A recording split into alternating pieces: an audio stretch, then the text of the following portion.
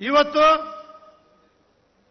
ಉಪಮುಖ್ಯಮಂತ್ರಿಗಳಾಗಿ ಡಿ.ಕೆ. ಶಿವಕುಮಾರ್ ಅವರು ಬಂದಿದ್ದಾರೆ, ಕಾಂಗ್ರೆಸ್ ಪಕ್ಷದ ಅಧ್ಯಕ್ಷ ಆಗಿದ್ದಾರೆ.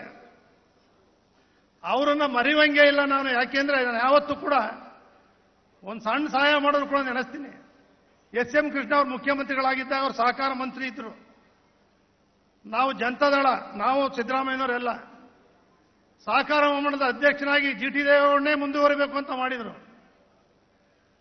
ಅಷ್ಟೇ ಅಲ್ಲ, ಸಿದ್ದರಾಮಯ್ಯ ಎಸ್.ಎಂ. ಕೃಷ್ಣ ಅವ್ರ ಜೊತೆ ಯಾವ ರೀತಿ ಮುಖ್ಯಮಂತ್ರಿಗಳಾಗಲಿ ಹೋರಾಟ ಮಾಡಿದ್ರು, ಸಿದ್ದರಾಮಯ್ಯನವರ ಜೊತೆಯಲ್ಲಿ ಜೋಡೆತ್ತಾಗಿ ಕಾಂಗ್ರೆಸ್ ಅಲ್ಲಿ 136 ಸ್ಥಾನವನ್ನು ಗೆಲ್ಲಿಸಲಿಕ್ಕೆ ಡಿ.ಕೆ. ಶಿವಕುಮಾರ್ ಅವರು ಕೂಡ ಒಂದು ಹೋರಾಟವನ್ನು ಕೊಟ್ಟಿರ್ತಕ್ಕಂಥದ್ದು ಕೂಡ ಒಂದು ದಾಖಲೆ.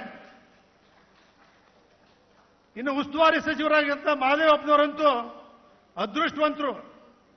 ಸಿದ್ದರಾಮಯ್ಯನವರು ಜೊತೆಲಿ ಯಾರನ್ನೂ ಎಳ್ಕೊಂಡು ಹೋಗಲಿಲ್ಲ. ಮೊದಲನೇ ಸ್ಥಾನ ಎಳ್ಕೊಂಡು ಹೋದ್ರು ಬಹಳ ಜನನ.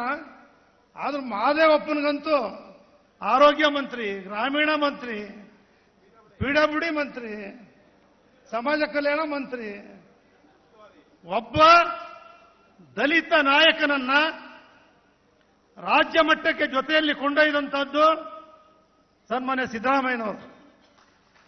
ಇವತ್ತು ಉಸ್ತುವಾರಿ ಸಚಿವರಾಗಿದ್ದಾರೆ. ಬಹಳ ಕಾರ್ಯಕ್ರಮಗಳನ್ನು ಜಿಲ್ಲಾಧಿಕಾರಿಗಳು ಅವರೆಲ್ಲ ಅಧಿಕಾರಿಗಳ ನೇತೃತ್ವದಲ್ಲಿ ಆಯೋಜನೆ ಮಾಡಿದ್ದಾರೆ. ಅದು ನಾಡ ಕುಸ್ತಿ ದಸರಾ ಇರ್ಬೋದು, ಫಲಪುಷ್ಪ ದರ್ಶನ ಇರ್ಬೋದು, ಚಲನಚಿತ್ರೋತ್ಸವ ಇರ್ಬೋದು, ಯುವ ದಸರಾ ಇರ್ಬೋದು, ಯುವ ಸಂಭ್ರಮ ಆಯಿತು. ಲಕ್ಷ ಲಕ್ಷ ಜನ ಸೇರ್ತಾ ಇದ್ದಾರೆ. ಕಾರ್ಯಕ್ರಮಗಳು ಅದ್ಭುತವಾಗಿ ನಡೀತಾ ಇದೆ. 9 ದಿನಗಳ ಕಾಲ ಮೈಸೂರು ನಗರ ವಿಜೃಂಭಿಸ್ತದೆ.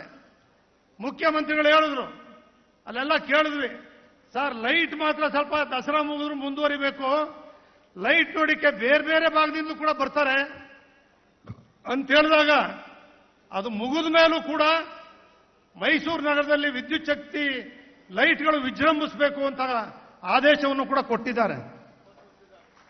21 ದಿನಗಳ ಕಾಲ ಆ ರೀತಿ ಯಶಸ್ವಿಯಾಗಿ ಮಾಡ್ತಾ ಇದ್ದಾರೆ.